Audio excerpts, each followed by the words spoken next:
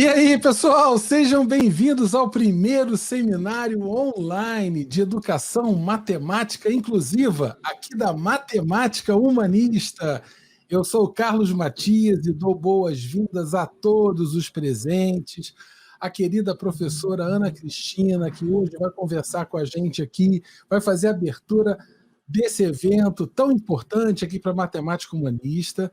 Também queria agradecer muito à professora Edmara Carvalho, tradutora, intérprete de Libras. Queria falar um pouquinho sobre a Ana e a Edmara, porque são parceiras queridas do programa, a gente não pode deixar de falar. Então, deixa eu dar boas-vindas a vocês duas, queridas. Sejam muito bem-vindas aqui ao programa. Estou muito feliz. Bem-vindas.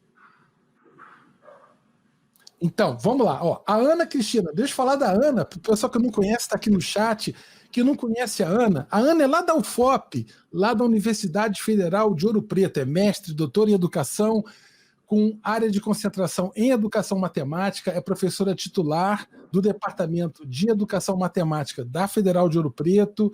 Ela foi coordenadora do curso de matemática da UFOP, coordenou o GT7 da SBEM, que é o grupo de formação de professores que ensinam matemática, faz parte do corpo docente do programa de mestrado em educação da UFOP e desenvolve pesquisas nas áreas de formação e desenvolvimento profissional de professores de matemática, história da matemática e da educação matemática e prática pedagógica de matemática.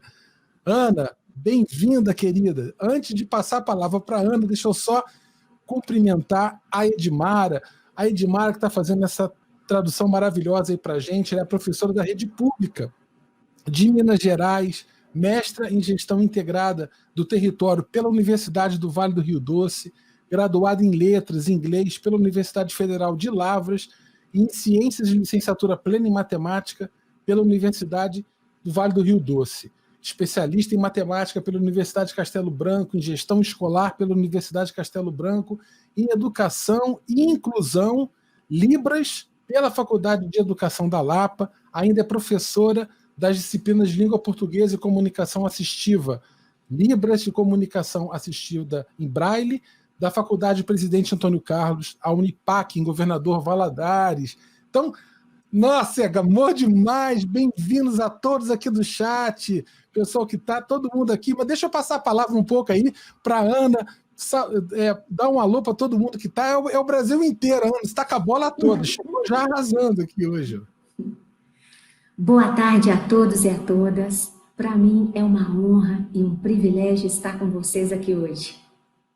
Maravilha, muito bacana. Ó, tem pessoal do chat aqui, tá bombando, é gente, pai Dedéu. Olha, tá Rio Grande do Sul, tá Pará, Tocantins, tá o Amazonas, tá o Paraná, Rio de Janeiro, São Paulo, Minas. Acho que todos os estados do Brasil estão presentes aqui no primeiro seminário de educação matemática inclusiva. Gente à beça, todo mundo dando boa tarde. Hoje eu vou tentar acompanhar o máximo possível. A gente vai abrir em algum momento para perguntas, então vamos aos poucos. Eu sei que tem muita gente presente, então se todo mundo fizer pergunta, eu talvez não consiga acompanhar. A gente está já com mais de 500 pessoas assistindo ao vivo agora aqui o seminário, então eu vou passar a palavra para a professora Ana Cristina. Ela vai conversar um pouco com a gente sobre educação matemática inclusiva e saberes docentes.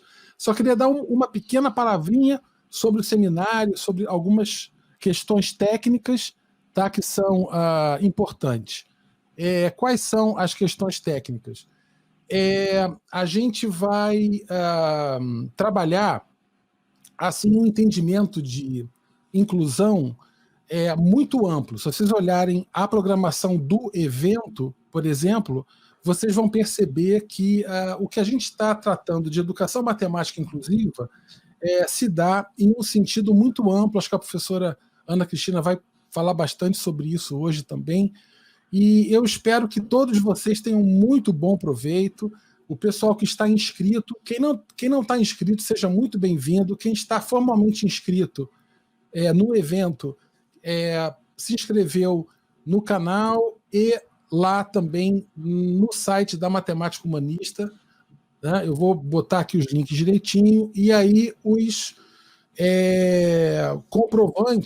comprovantes de participação serão enviados por e-mail. A gente vai ter uma lista de presença aqui durante o evento. Em um certo momento eu vou botar um link para o pessoal que está assistindo ir lá confirmar a presença. Tá bom? Isso é importante para a gente poder comprovar que, de fato, vocês estão aqui. Tá bom, queridos? Bom, então é isso. Ana, muito bem-vindo. Vou compartilhar aqui a sua tela. Seja muito bem-vindo ao seminário, querida. Muito obrigada. Eu gostaria de começar agradecendo imensamente ao Carlos Matias por essa oportunidade, pela honra de abrir esse seminário, e eu me sinto particularmente feliz por estarem com vocês aqui hoje, por pelo menos 2 motivos. Primeiro, pelo privilégio de fazer parte dessa rede de afeto e de saber que o Carlos Matias tem criado. E por seu próprio mérito e esforço, sem qualquer apoio, subvenção ou que seja. Admirável, eu já disse isso para ele e falo agora publicamente. Então, primeiro, para mim, sinceramente, é incrível estar aqui hoje. E ainda poder contar com o luxo da presença da Edmara, que vai fazendo essa tradução. Então, isso para mim é um motivo de muita gratidão. Em segundo lugar, por estar com todos vocês, que eu espero que estejam em suas casas, bem, se cuidando e transformando limões em limonadas nesse período difícil. Então, agradeço a vocês pela possibilidade de compartilhar um pouquinho das minhas experiências com educação matemática inclusiva e poder ouvi-los um pouquinho no segundo momento. Vou falar um pouco e depois abro a palavra para vocês. Então, vou pedir a colaboração do Carlos, que ele vai passando esses slides, por favor. Eu tentei me organizar da seguinte forma: eu queria falar um pouquinho para vocês de onde eu falo, de onde que eu venho, que eu falei com o Carlos quando me convidou. Eu não sou uma pesquisadora especialista em educação inclusiva. Eu estou construindo uma trajetória e tenho algumas ideias a respeito. E ele falou, não, venha compartilhar conosco. Então, eu ofereço isso, as minhas experiências e algumas coisas que eu tenho produzido junto com outros professores para compartilhar com vocês. Vou falar um pouquinho sobre isso. Vou falar um pouco o que é inclusão, porque para a gente falar de educação matemática inclusiva, eu acho que é ponto de partida pensar um pouco sobre o que é inclusão. E, finalmente, os saberes docentes, eu pensei em tratá-los por meio de exemplos. Eu quero pegar os saberes docentes por meio de alguns exemplos de práticas inclusivas na sala de aula de matemática. Pode passar, por favor, Carlos. Então, quem sou eu? Eu gosto de me apresentar sempre como uma professora. Eu acho que eu sou uma professora que também faz pesquisa e uma pessoa que começou fazendo magistério. Então, da época que ainda tinha magistério, eu fui alfabetizadora durante 7 anos, e quase 10 anos, na verdade. Trabalhei com educação infantil, com anos iniciais, ensino médio, e já lecionava enquanto cursava matemática, e daí a pessoa que eu sou hoje é o produto do que foi sendo moldado nessas experiências. Então, hoje, quando eu começo a refletir um pouco mais formalmente sobre a minha visão de inclusão, eu remeto àquela Ana Cristina, que lá na década de 90 está numa sala de uma escola pública da periferia de Belo Horizonte, crianças de 7 a 10 anos, todas as crianças que não tinham conseguido ser alfabetizadas foram para aquela sala. E aí já tínhamos desafios bastante lá dentro. Era o meu primeiro ano na prefeitura de Belo Horizonte. E aí fomos avisados pela diretora que íamos receber a Viviane, uma aluna com síndrome de Down.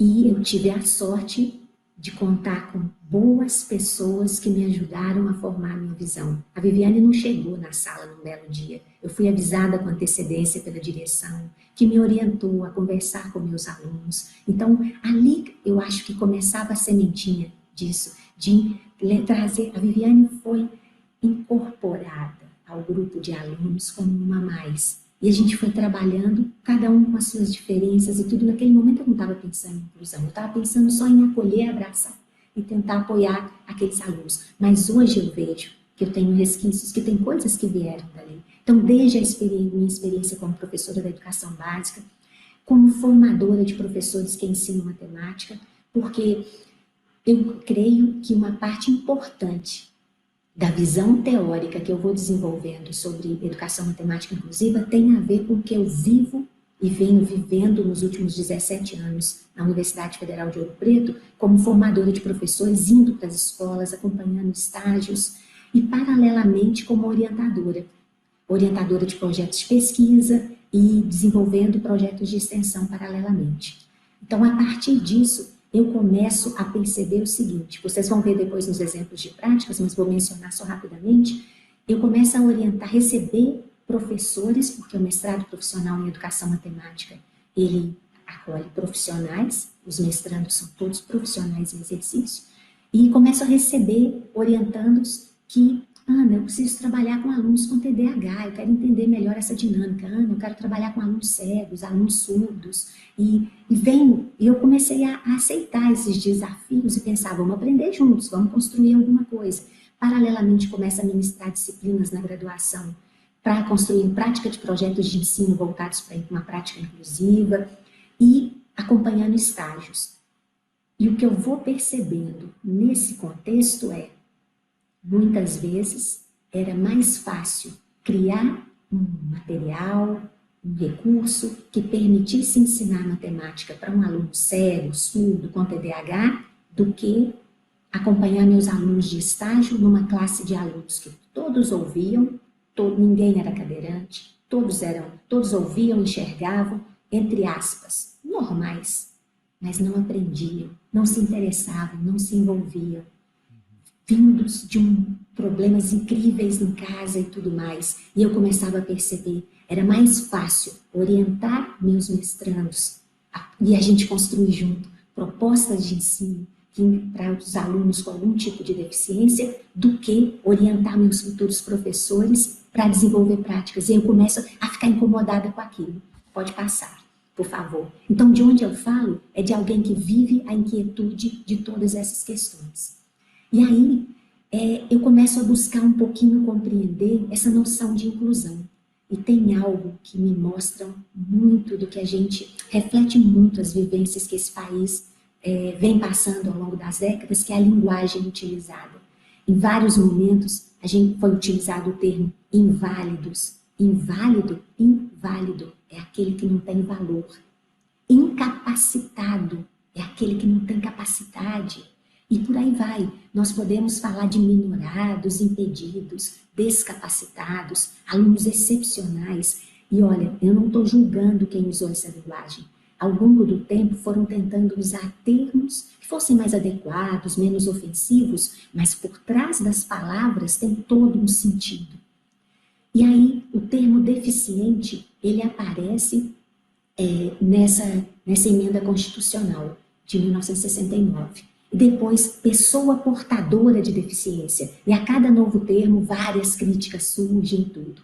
A partir de 2006, o termo pessoa com deficiência e não portadora de deficiência é adotado pela Convenção Internacional sobre os Direitos da Pessoa com Deficiência, que é aprovada pela Assembleia Geral das Nações Unidas. E até o momento, pelo menos em organismos internacionais e em vários organismos nacionais, tem sido o termo mais utilizado. Mas observe, a forma de se referir também traz uma conotação de como a gente se sente aqueles outros.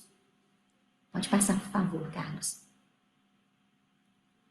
Aí, nós temos que começar a pensar nas possibilidades de inserção do aluno na escola. Como eu quero deixar mais tempo para ouvir vocês, eu vou fazer uma coisa muito rápida, que é mencionar apenas duas possibilidades, mas tem todo um histórico que vale a pena conhecer para a gente entender melhor onde que nós estamos. Uma das possibilidades de inserção, que é a integração. As pesquisas mostram que essa é geralmente a primeira opção adotada em todos os países. E só depois de um amadurecimento é que a gente chega na inclusão. Pode passar, Carlos, por favor. A integração, a ideia é o especial na educação. Integrar significa, para dizer de forma muito simplista, bota mais uma mesa e uma carteira na sala e deixa o Zezinho sentar lá. A escola recebe os alunos, que por sua vez devem moldar-se a um padrão estabelecido. Zezinho está lá sentado. Agora, se ele é surdo e o professor está dando aula de costas para o quadro, se ele é cego e o professor não sabe como se comunicar com ele, de só falando e como que explica para ele alguma coisa. Isso aí já é outra questão. A escola continua a mesma, com valores e modos de organização baseados numa expectativa ilusória de homogeneidade. Homogeneidade é vamos tratar todos como se fossem iguais, como se a escola fosse uma fábrica, que nós somos colocados em formas todas do mesmo formato exatamente, independente do nosso tamanho, e dos nossos sonhos também, né? Nega-se a questão da diferença. Então, na integração todos somos iguais perante a lei, vamos tratar todas as pessoas com igualdade. Arranje uma carteira para cada pessoa, mais uma pessoa na sala de aula. Paralelamente, a gente pode oferecer uma escola especial. Não estou dizendo que a integração é ruim, é uma tentativa. Só que ela se mostra inadequada, insuficiente, porque muitas vezes, e isso eu ouvi relatos de alunos no estágio que vinham, e no 8º ano, uma menina no fundo da sala que coloria. Terminou de colorir, ela nem pede licença à professora. Sai da sala de aula, vai na sala da direção, pega mais uma folhinha com desenhos e torna a colorir. Nenhum aluno interage com ela, nem no recreio, o professor nem sabe o que ela está fazendo e ela se sente invisível, porque ela entra e sai na sala. Então, isso é um bom exemplo do que a integração faz. Não que não existam projetos bons, pessoas que tentem fazer um pouco diferente e criar algumas possibilidades, mas na essência está, dependerá do esforço daquele especial, daquele deficiente, se adequar e avançar. A diferença não é uma questão discutida. Nós temos que buscar homogeneidade e igualdade. Pode passar, por favor. Quando a gente pensa nisso, nessa visão, aí tem uma autora que chama Maria Teresa Egler Mantoan, que eu recomendo a todo mundo que leia todos os seus trabalhos. Tem textos, tem livro disponível gratuitamente na internet. E a Maria Teresa Egler, quando eu li a primeira vez, eu falei, não, isso não é viável, isso não é possível. Ela propõe que a gente vá além das barreiras. Ela vai assim, fazendo uma análise muito bem pensada acerca do que é a nossa realidade. A escola se democratizou, abrindo-se a novos grupos sociais, mas não aos novos conhecimentos. Exclui, então, os que ignoram o conhecimento que ela valoriza. E assim, entende que a democratização é massificação de ensino e não cria a possibilidade de diálogo entre diferentes lugares epistemológicos. Não se abre a novos conhecimentos que não couberam até então dentro dela. Ou seja, a Mantoan vai defender o seguinte, não é a escola que tem que se adequar ao deficiente, ao outro, ao especial. A escola, não é o aluno que tem que se adequar à escola, é a escola que tem que se adequar. E a gente precisa abrir a cabeça e começar a pensar. O único jeito de educar as pessoas é sentando em fileiras, um atrás do outro, dentro de uma sala, com um quadro na frente, uma pessoa que fala, dá exemplos e passa uma lista de exercício? Ou a escola pode ser um espaço diferente? E isso fez toda a diferença quando eu comecei a pensar um pouco mais. E aí nós chegamos, próximo slide, por favor, na noção de inclusão. Nessa perspectiva, nós vamos ter uma escola que recebe todos os alunos e todas as alunas, sem exceção, e cria espaços e oportunidades para que cada um e cada uma se desenvolva realizando o seu potencial. A diferença é valorizada como ganho coletivo. Aqui, nós estamos pensando em não fazer de conta que não existe diferença, buscar homogeneidade, mas nós estamos pensando que a diferença enriquece o conjunto. Pressupõe a igualdade de oportunidades e a valorização das diferenças humanas, contemplando assim as diversidades étnicas, sociais, culturais, intelectuais, físicas, sensoriais e de gênero dos seres humanos. Implica a transformação da cultura, das práticas e das políticas vigentes na escola e nos sistemas de ensino, de modo a garantir o acesso, a participação e a aprendizagem de todos, sem exceção. Isso é revolucionário. Nós ainda estamos longe dessa ideia, mas eu gosto muito de uma metáfora. Quando eu penso no que eu acho como que a gente tem que trabalhar, eu penso assim, Vocês conhecem uma música do Gil, que eu esqueci o nome dela agora, mas ela fala assim: amarra teu arado a uma estrela, e aí tu serás um lavrador doido dos céus, alguma coisa assim. Amarra teu arado a uma estrela. A minha estrela é essa ideia que a Mantoan está defendendo. É começar a pensar, eu quero uma escola diferente, na qual as pessoas possam aprender, possam se desenvolver, florescer. É isso que eu gostaria. Então, eu estou aqui lavrando o chão, mas o meu arado está amarrado lá bem longe. Eu acho que é uma questão de ter horizonte, não desanimar diante das dificuldades, mas um passinho de cada vez vale a pena. Próximo slide, por favor. Então, partindo dessa ideia do que é inclusão, nós podemos nos sintonizar com os principais documentos e propostas que a ONU e vários outros organismos internacionais e nacionais têm defendido. Se vocês pegarem o objetivo 4 dos Objetivos de Desenvolvimento Sustentável, é uma educação de qualidade. E a proposta é assegurar a educação inclusiva e equitativa e de qualidade e promover oportunidades de aprendizagem ao longo da vida para todas e para todos. Olha a visão de inclusão aqui. Equidade é um termo importante, que eu convido todo mundo a pensar um pouco mais sobre ele. E, além da qualidade, claro. E essas oportunidades de aprendizagem não é só para quem está no momento, na faixa etária adequada para cada nível de ensino, não. É aprendizagem ao longo da vida, para todos e para todas. Próximo slide, por favor. Nesse sentido, a noção, aqui o ponto, a noção de equidade integra a de igualdade e a amplia em suas múltiplas dimensões. A noção de equidade renuncia à ideia de que somos todos iguais e, a partir do reconhecimento das diferenças, propõe estratégias para alcançar a igualdade fundamental. É como vocês pensar assim: nossa sociedade está pautada numa visão liberal, neoliberal, que é muito perversa, e capitalista, obviamente, né? Na qual as oportunidades são dadas para todos. Aqueles que forem mais esforçados e pelo seu mérito alcançarem são os que são dignos de terem seus espaços e de terem as suas conquistas. Agora, pensem nesse momento exato no qual nós estamos com as escolas fechadas pela pandemia.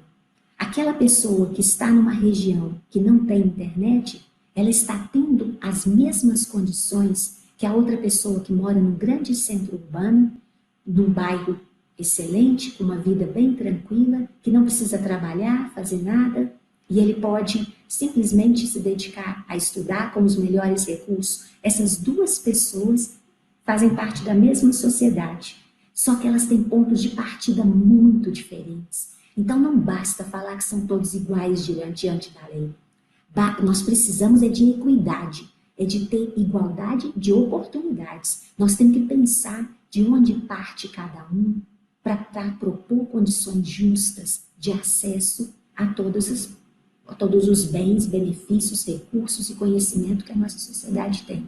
Esse é um aspecto fundamental para a gente pensar na questão da inclusão, para pensar a equidade para além da igualdade. Próximo, por favor.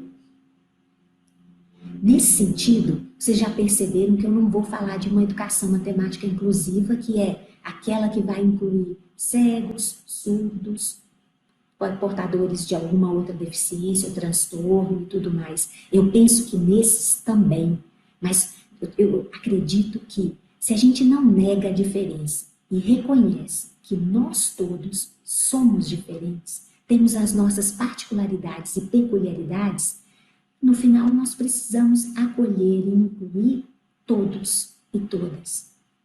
Alunos, alunas, professores e professoras, funcionários e funcionárias, todos precisam ser acolhidos na escola. E aí tem uma metáfora bonita que a Mantoan vai citar, citando Marcia Forrest, que é a ideia do caleidoscópio. Quem já teve a chance de segurar um caleidoscópio, girá-lo e olhar, vai perceber que se ele fosse todo formado por triângulozinhos vermelhos, você pode girar, pode fazer o que for e não muda nada. Só tem triângulos vermelhos ali dentro. Ou seja, nós vamos ver uma massa vermelha. Isso é a ideia da homogeneidade, isso é a ideia de pensar na igualdade e oferecer tudo formatado para todos, tipo para pessoas como industrializadas, como que saem na esteira. O caleidoscópio não, ele é feito de pecinhas diferentes, de cores e formatos diferentes, e na medida em que você gira, essas pecinhas montam uma figura diferente, e é aí que está a beleza e a riqueza desse objeto. E no caso, na nossa sociedade, é aí que está a beleza e a riqueza de viver juntos, cada um com as suas características, com o seu potencial, com as suas limitações, e nós integrando esse grupo, aceitando cada um com a opção sexual que ele tiver, com as suas deficiências, com suas valores, com as suas qualidades. É nisso que nós vamos construir uma sociedade mais forte e mais rica, e mais criativa, e que dá conta de solucionar melhor os problemas. O caleidoscópio precisa de todos os pedaços que o compõem. Quando se retiram pedaços, o desenho se torna menos complexo, menos rico. As crianças se desenvolvem, aprendem e evoluem melhor em um ambiente rico e variado. É isso que eu proponho para a gente. Vamos ter a coragem de ousar, porque isso para muitos de nós, eu também não estudei numa escola assim, para muitos de nós, nossa, que difícil pensar nisso. Não foi essa minha experiência escolar, não foi essa. Como que a gente faz algo diferente? Vamos pensar nisso juntos. Próximo, por favor. Nesse sentido, depois que eu passo uma pincelada para vocês de como que eu entendo a inclusão, que é incluir todos e todas, eu penso na educação matemática inclusiva nessa mesma linha, que significa aprender matemática aqui vai ser entendido como direito de todos e de todas. E não pensar assim, esse não vai aprender porque é preguiçoso. Esse daqui, tadinho, família complicada, não tem condições não. Esse outro tem isso ou aquilo. E que a matemática, ela consegue ainda ampliar a exclusão, que já existe por vários outros fatores sociais, infelizmente, por várias concepções que ainda se mantêm de como que deve ser feito o trabalho com a matemática, da avaliação, que professor bom é aquele que reprova bastante, várias outras coisas que até ficam perdurando no inconsciente coletivo, nós ainda conseguimos ampliar essa carga de exclusão. Dentro dessa visão de educação matemática inclusiva, a diferença é vista como algo que enriquece o coletivo. Eu não quero mais todos iguais, pensando iguais. Eu quero pessoas criativas, eu quero aproveitar a diferença para fazer fluir e crescer. O conhecimento, os valores, o afeto. Então, nessa visão, prima o respeito à diversidade. Envolve o desenvolvimento profissional docente, claro, a criação de espaços de diálogo e construção coletiva entre estudantes e o professorado. Então, nós vamos precisar aprender com nossos alunos também, porque ser professor não é, para mim, transmitir. Pego aqui um pacote de matemática, transmito para você. Ser professor, para mim, é compartilhar, é interagir com outros seres humanos e tentar, dentre outras coisas, porque sentimentos, valores e outras ideias permeiam qualquer aula de matemática, compartilhar conhecimentos matemáticos num ambiente de respeito, de tolerância, de acolhimento. Isso, para mim, é ser professor de matemática. E ser um profissional que se empenha em criar oportunidades. E se dá mais pela construção que pela adaptação de materiais e recursos pedagógicos. Aí eu cito duas autoras que para mim são fundamentais no nosso cenário nacional. A professora Solange Fernandes e Lulu Healy. Lulu Healy é uma professora inglesa que ficou aqui no Brasil 12, 13 anos, agora voltou para a Inglaterra, mas tem sempre um trânsito, um carinho muito grande pelo nosso país. E dentro da área de educação matemática, ela foi uma pessoa, acho que a primeira orientanda foi Solange ou algum dos outros, e ela desenvolveu um trabalho maravilhoso. Eu vou mostrar no final o link da página Matemática Inclusiva que elas criaram, e vocês vão ter acesso a vários, numa perspectiva de inclusão de deficientes. Mas dentro dessa perspectiva, elas já ampliaram muitas coisas, vocês vão ver muito material interessante. Pode passar, por favor.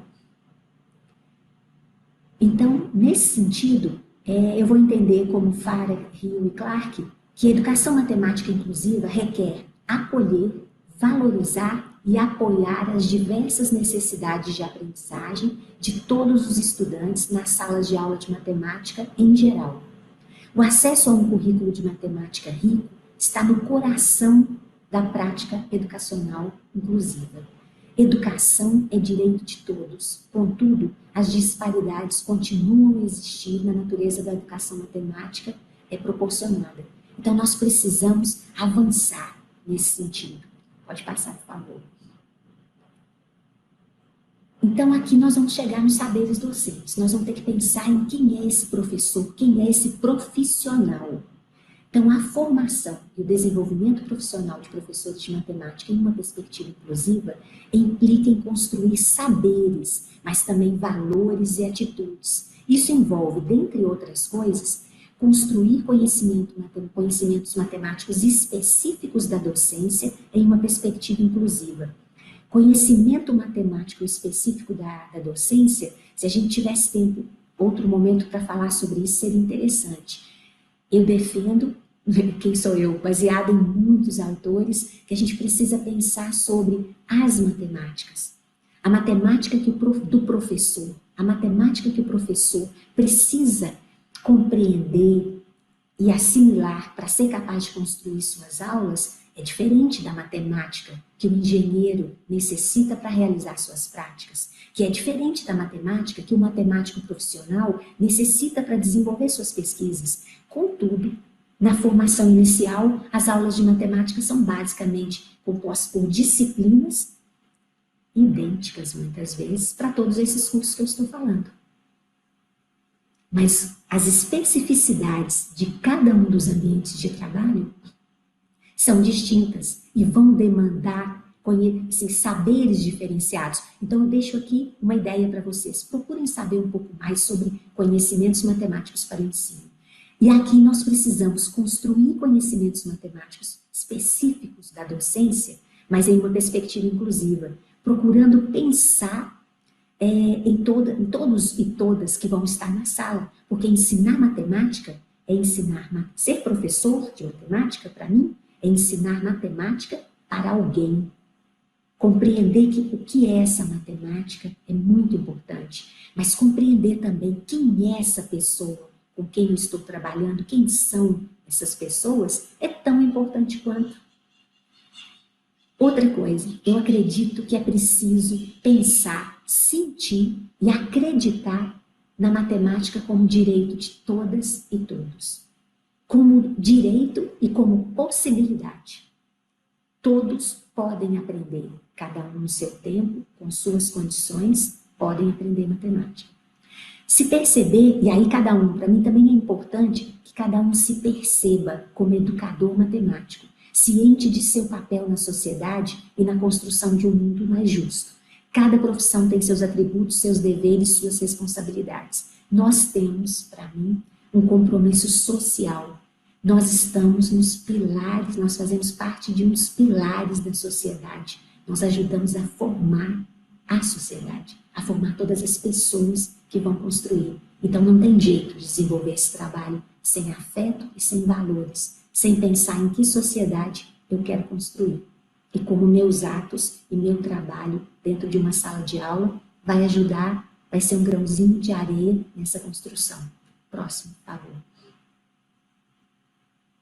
E como a nossa sociedade é composta por pessoas diferentes, cada um com as suas características, nós vamos precisar acolher, valorizar isso, mudar a postura e pensar como eu posso fazer para contribuir, para semear conhecimentos e contribuir para o crescimento de todos e todas que estiverem numa sala de aula minha, num espaço no qual eu possa atuar. Agora eu vou falar um pouquinho desses saberes docentes em ação, de saberes docentes numa perspectiva inclusiva. Quando essa pesquisa de mestrado foi desenvolvida, vocês acham que eu não nem ouvi falar muito da palavra inclusão no meio da pesquisa. Vocês estão vendo uma professora, que é a professora Rosana, com um grupo de alunos da periferia de Belo Horizonte, aliás, região metropolitana de Belo Horizonte, em Minas Gerais, que foram diagnosticados com TDAH. E a Rosana ficava incomodada, era uma professora com pouco tempo de experiência, mas que começava a achar, Ana, tu acha que tem alguma coisa errada? E ela começou a ficar incomodada pelo fato de que nas escolas públicas municipais, ou não sei se na rede estadual também, mas a escola recebia um valor monetário de acordo com o número de alunos. Quando um aluno tinha um laudo médico, esse aluno recebia o dobro do valor, então quer dizer, uma cabeça que valia por 2. E com isso ela observou que no intervalo de uns 2 anos, o número de meninos com laudo, por isso ou não, pela questão financeira ou não posso estabelecer com segurança, aumentou muitíssimo. E nós duas, que não somos psicólogas, começamos a estudar o transtorno de atenção e transtorno de déficit de atenção e hiperatividade, TDAH. E nós estudamos manuais psicológicos e tudo, e começamos a perceber que muitas vezes os diagnósticos eram feitos muito rapidamente. Você precisa manifestar determinados sintomas por pelo menos 6 meses, em mais de um espaço, não pode ser só na escola, em mais de um espaço, consistentemente, para que você possa começar a pensar que tem algum transtorno. E, geralmente, o aluno era diagnosticado em 1 ou 2 consultas, suficiente. A Rosana desenvolve esse trabalho tentando conhecer esses meninos, tentando ensinar matemática, porque a ideia era, esse daí não aprendem não. Com TDAH não tem jeito. Os meninos, a maioria deles medicados, e aí chama atenção para vocês conhecerem esse trabalho. É um trabalho no qual ela vai perceber, na nossa ideia, leigas, desse grupo, no máximo, um deles talvez tivesse TDAH. Nós acreditamos que todos os outros não. Fazendo um trabalho cuidadoso, acolhendo esse grupo, percebendo as dificuldades, ela começou a desenvolver um trabalho extraclasse com ele e viu que os meninos não tinham dificuldade para aprender matemática. Só precisava de alguns cuidados. E aí não vou me alongar, mas quem quiser eu vou deixar o link depois da página do mestrado profissional, onde tem todas as dissertações, produtos educacionais, com as atividades que ela realizou, com as coisas que funcionaram, as que não funcionaram. Essa é uma dica para vocês. Próximo. E vocês observem que era uma professora jovem, em início de carreira, desenvolvendo seus saberes. Ela estava aprendendo a ensinar matemática para alunos com TDAH. Então aí, saberes docentes voltados para a inclusão. Aqui já é um caso de inclusão de alunos com deficiência, e eu acho que os que mais aprenderam foram eu e Maíra. A Maíra desenvolveu uma pesquisa no Instituto São Rafael, em Belo Horizonte, que é um instituto só de alunos cegos, e naquela época, acho que nós duas, talvez mais eu, tínhamos aquela ideia de que um cego está por perto, segura o braço dele, apoie, ele pode esbarrar, pode acontecer alguma coisa. O que vocês estão vendo na primeira foto são 3 alunos descendo uma rampa correndo, juntos. Maíra disse que a primeira vez que ela viu, tomou um susto, e nós começamos a perceber que quem precisava aprender muito éramos nós. Os meninos, depois que dominavam o espaço do instituto, corriam, brincavam, e a Maíra desenvolveu todo o material. Aqui vocês estão vendo uns exemplos que nós criamos para construir a noção de ângulo como região entre 2 planos, para dar uma ideia. E tudo que ela fez foi com material de baixo custo. E aqui são chapas, e tem coisas interessantíssimas acontecendo. E nessa proposta, a ideia era que os alunos nos ajudassem a avaliar os materiais que a gente ia utilizando para ensinar geometria, de maneira que a gente aprimorasse esse material e depois pudesse utilizar numa sala regular. Então, eles se sentiram importantes e foram nos ajudando. Deixo só uma pitadinha para vocês, depois procurarem saber mais. Próximo, por favor. Aqui nós temos deficiência visual, mas a gente trabalhando isso no curso de formação de professores. A Marilene fez um trabalho que envolve professores dos anos da educação infantil, alguns estudantes de um curso de ensino médio para educação infantil, professores da rede estadual e municipal e futuros professores. E tentou construir saberes. E às vezes a gente se privar temporariamente da visão pode nos ajudar a perceber como que as pessoas podem aprender mesmo sem enxergar. E que muitas vezes a dificuldade está mais na gente do que no próprio aluno. Ele precisa ser acolhido e a gente precisa compreender como fazer. Pode passar também, por favor. São pinceladas, depois vocês vão poder ter acesso a todos. Esse é um outro trabalho que também foi feito para ensino de matemática para surdos, também num curso de extensão, no qual os professores, ao final, construíam propostas, desenvolvido pela Viviane Costa, Pode passar, por favor. Esse trabalho, não vai aparecer a palavra inclusão nele, mas foi para mim uma virada na minha forma de entender a questão da inclusão. Era mais fácil, foi mais fácil nos anteriores construir materiais, bolar algumas propostas, do que tentar trabalhar matemática na educação de jovens e adultos. Quando a gente percebia que esses alunos já estavam incluídos, estavam integrados, porque tinha uma sala de aula de EJA lá para eles.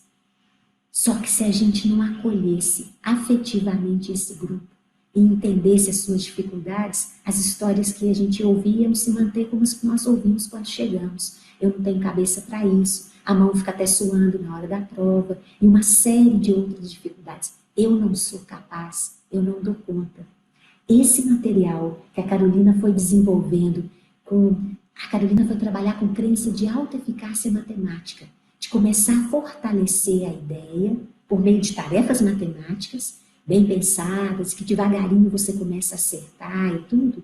Vocês podem ver um trabalho muito bonito que ela fez ao longo de vários meses, com uma turma da EJA, da Educação de Jovens e Adultos, em Divinópolis, Minas Gerais, e no qual eu entendo como uma inclusão de verdade, porque a gente conseguiu um pouquinho de mudança na forma como eles se percebiam. E uma pessoa que acredita na própria capacidade tem muito mais chance de aprender matemática. Pode passar, por favor? Eu acho que eu já estou tomando bastante tempo, eu vou passar mais rapidamente agora. Esse é um trabalho de educação patrimonial que o Disseu desenvolveu maravilhoso em Ouro Preto. Esses alunos, com esse quadro que vocês estão vendo ao fundo, moram perto dessa igreja, que é a igreja fica no bairro Padre Faria, a igreja de Santa Efigênia, com várias minas e tudo, e que os alunos não conheciam o patrimônio de Ouro Preto, e ele faz todo um trabalho de inclusão para mim. Não é o termo, não vai aparecer aí, mas ele vai fazer com que os alunos se apropriem da própria cidade, daquilo que existe naquela cidade histórica que eles não faziam ideia, porque nessa escola feia, por quadros todos destruídos, que a polícia tem que parar na porta quase todo dia porque tem problema com o tráfico e outras coisas, isso para mim é inclusão. É devolver o poder a cada um de se sentir cidadão dessa cidade, membro dessa sociedade, com os mesmos direitos e deveres, e com possibilidade de aprender com aquilo que nos rodeia. Próximo, por favor. Vocês já viram que eu não consigo falar pouco, né? Me apaixonam todos esses trabalhos. Esse trabalho da Sara foi incrível também. Não tem nada, a palavra inclusão não aparece. Ela vai tentar trabalhar noções associadas ao campo multiplicativo com uma turma de 6º ano. E incrível, não tinha ninguém cego, ninguém surdo, ninguém diagnosticado com TDAH, nenhum cadeirante. E foi uma das turmas mais difíceis que eu já vi na minha vida. A Sara, no começo do ano, eu acho que eu vou ter que mudar de turma para desenvolver a pesquisa, porque eu acho que não vai dar certo.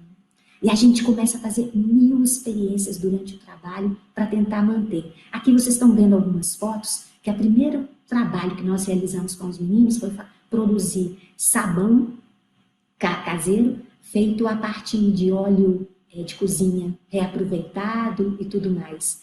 E nessa turma, que tinha muita agressividade, meninos batendo uns nos outros, tudo, essa foi uma das atividades que conseguiu incluir, que conseguiu com que todos se envolvessem, com que todos estivessem calculando e a gente discutindo consumo, preço justo, se a gente quisesse vender o sabão, formatos, e a geometria e um monte de outras coisas. Um trabalho lindo também. E para mim, nós incluímos uma turma que poderia, com alunos da Casa Lar, não sei se vocês sabem, alunos que o Estado tira da família e leva para um outro espaço. Então, situações assim, aí para mim foi um dos trabalhos de inclusão mais fortes que eu, embora a palavra nem apareça, que eu já acompanhei e orientei. Por favor, próximo. Então, eu poderia falar de mais outros quantos, mas por onde começar? Minha experiência mostra assim. Primeira coisa, se você já é professor, se aproxime dos seus alunos, das suas alunas. Se você é um futuro professor, tente se aproximar das oportunidades de estar em contato com a sala de aula. Tente ficar perto, tente saber quem são, de onde vêm, como que eles se sentem, o que eles estão vivendo, do que eles gostam. Eu costumo falar que quando eu vou acompanhar um estágio, eu não falo a mesma língua daquela tribo. Aí nessa hora eu me sinto bem velha, Porque eu penso assim, gente, tem gíria que eu nem sei o que significa. São culturas que vão se entrelaçando e que a gente precisa acolher, compreender, respeitar e construir junto, a partir do que está ali. Outra coisa, comece a conhecer experiências e propostas inclusivas, vá atrás das páginas, participe de eventos como esse que o Carlos está organizando, leia, estude. Um profissional precisa entender que a construção de saber é permanente, que faz parte da minha profissão, me desenvolver. E uma coisa que eu sempre falei, isso pode não mudar o seu ganho financeiro, mas que pode trazer muita alegria para você, porque quem gosta de ser professor, quem é professor, não tem nada que o alegra mais do que ver, gente, já tocou o sinal, nem viu o tempo passando, ou de ver uma pipoquinha explodindo na panela, que é o aluno desabrochando, mais uma flor na sala, mais um aluno que consegue fazer os trabalhos deles.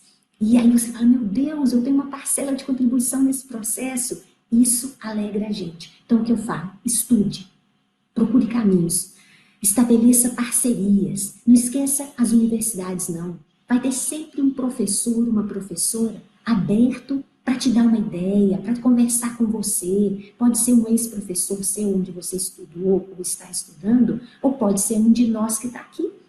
Eu não estou vendo no chat, eu não estou acompanhando quem está e tudo, mas com certeza temos vários de nós aqui que poderíamos tentar apoiar, nós podemos nos apoiar uns aos outros. É isso que eu acho. Estabeleçam parcerias, não fiquem isolados.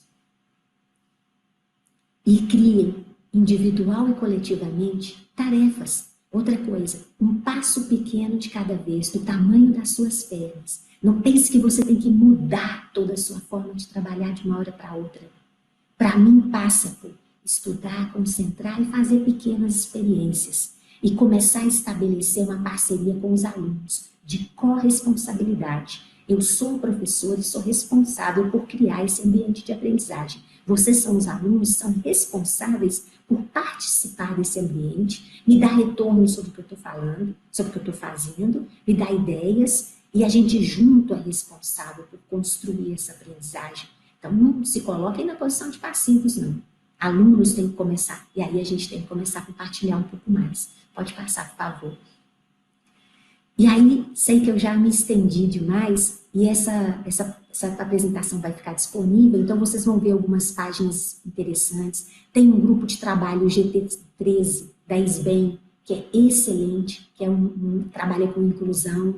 Tem a TV Escola, tem ainda vários vídeos muito interessantes que vão abordar perspectivas matemáticas e inclusão social e matemática inclusiva. Faltou colocar aqui a página do mestrado, mas é ppgedmate.fop.br. Vou pedir até o Carlos para, se ele puder, Carlos Matias, até o final você escrever para mim www.ppgedmate.fop.br. Foi falha minha.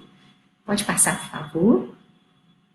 E, para finalizar, eu queria trazer duas gotinhas de dois grandes mestres que eu reverencio muito, principalmente nesse assunto. Pode passar, por favor.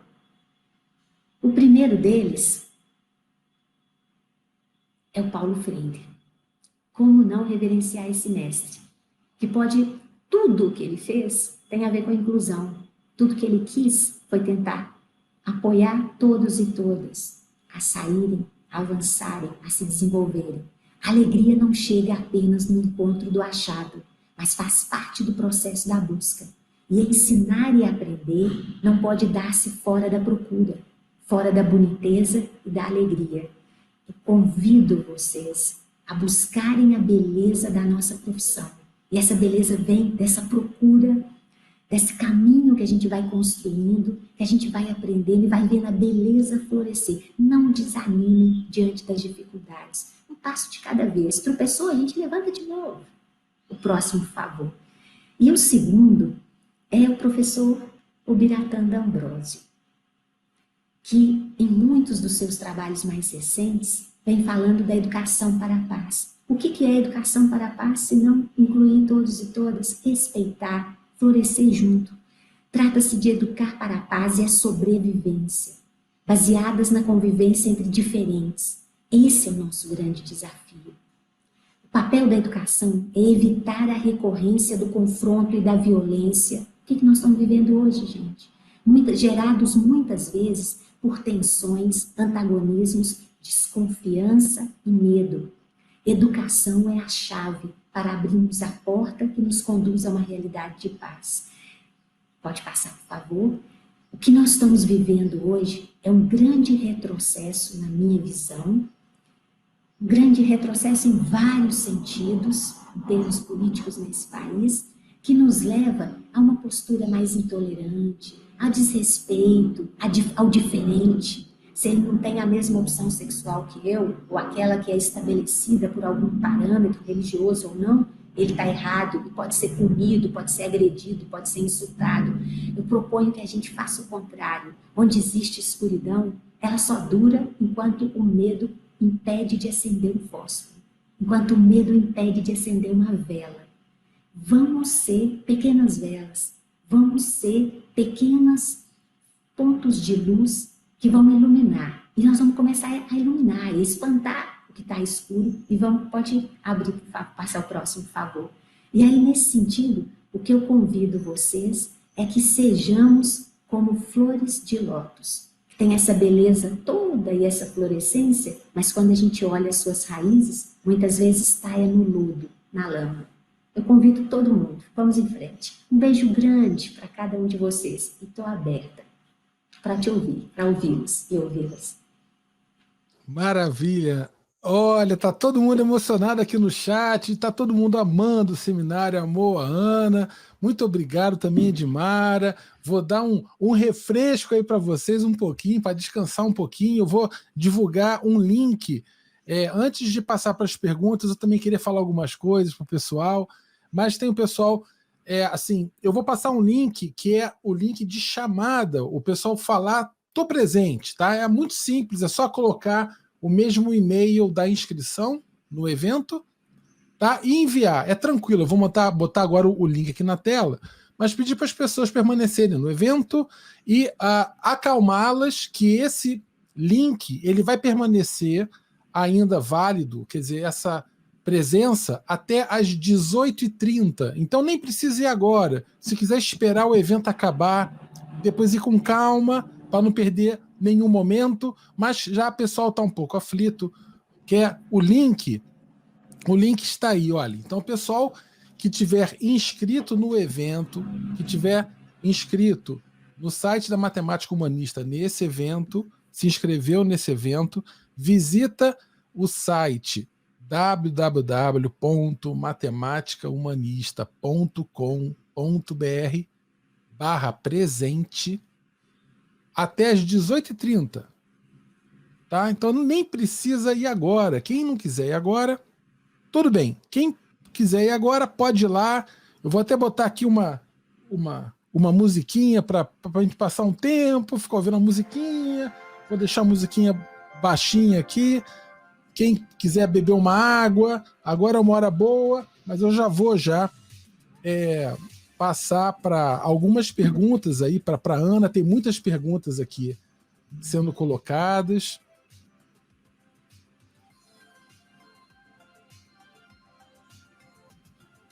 Bom, queria agradecer muito a Edmara. Edmara, muito obrigado, Edmara. Ó, muito amor aí, Ana também. Ó.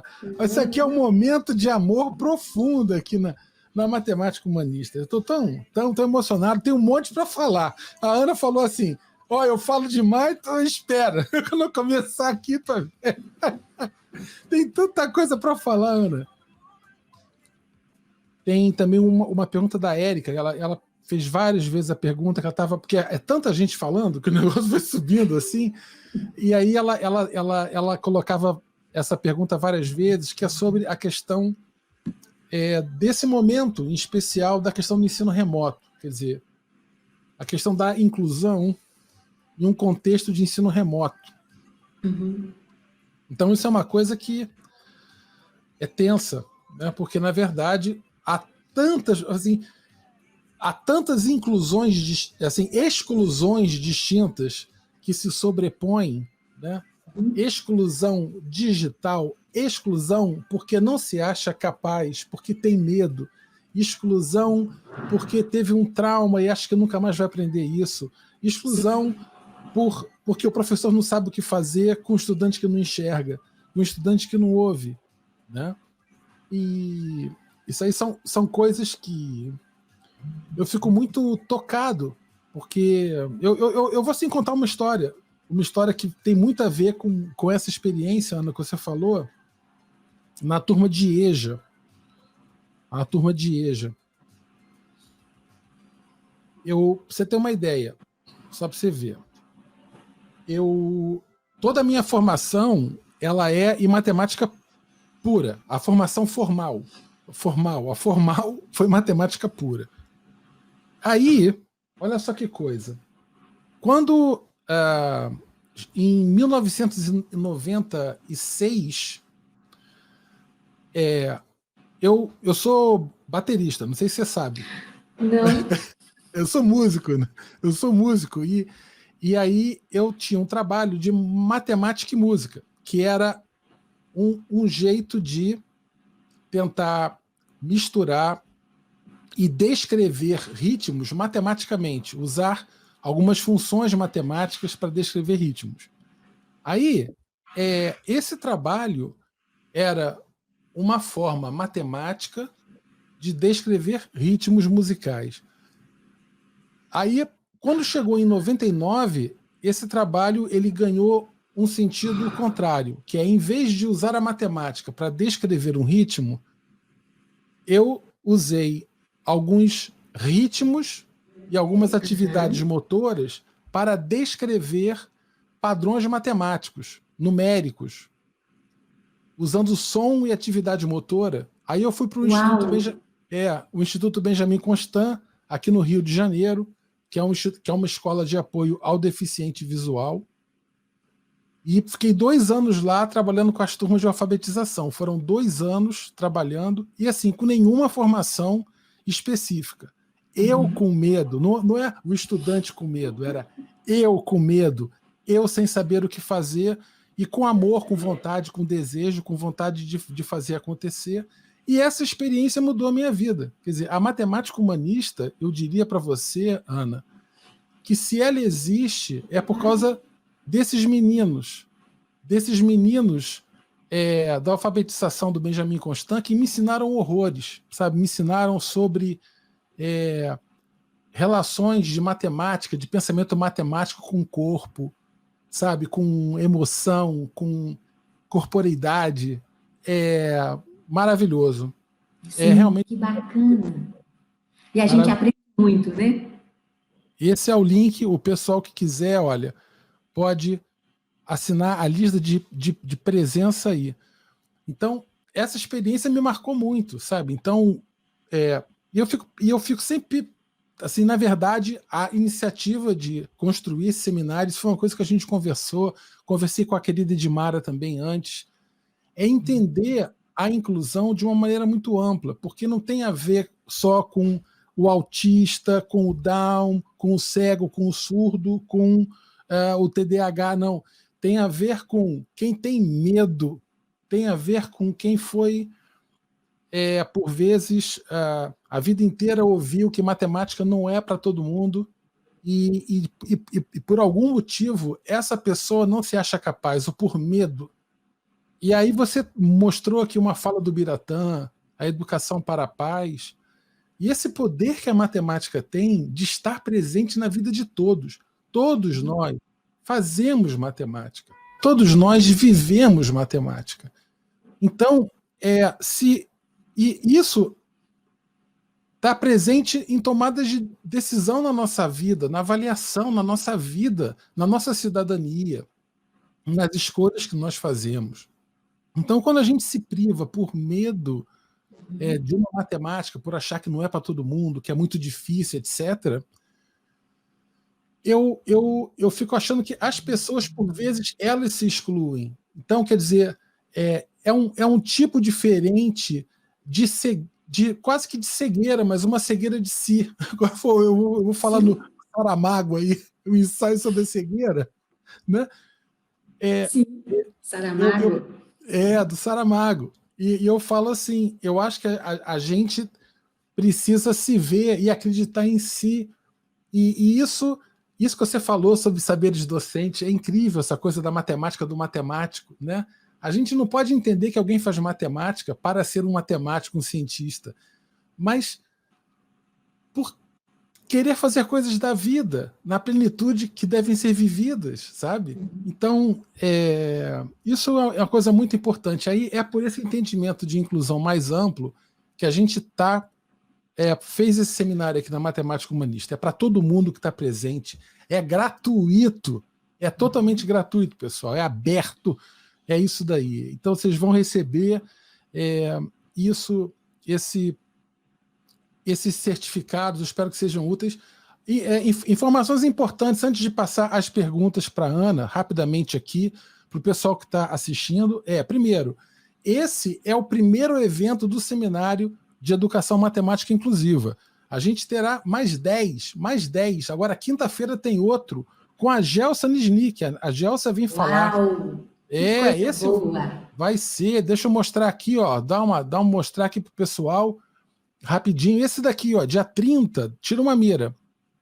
Olha que bacana, dia 30 agora vai ter esse programa com a Gelsa, e a Gelsa vai falar sobre... deixa eu só tirar isso daqui que está aparecendo, esse banner, o pessoal conseguir assistir. Bom, beleza. Deixa eu botar aqui outro... Tá? Beleza? Então,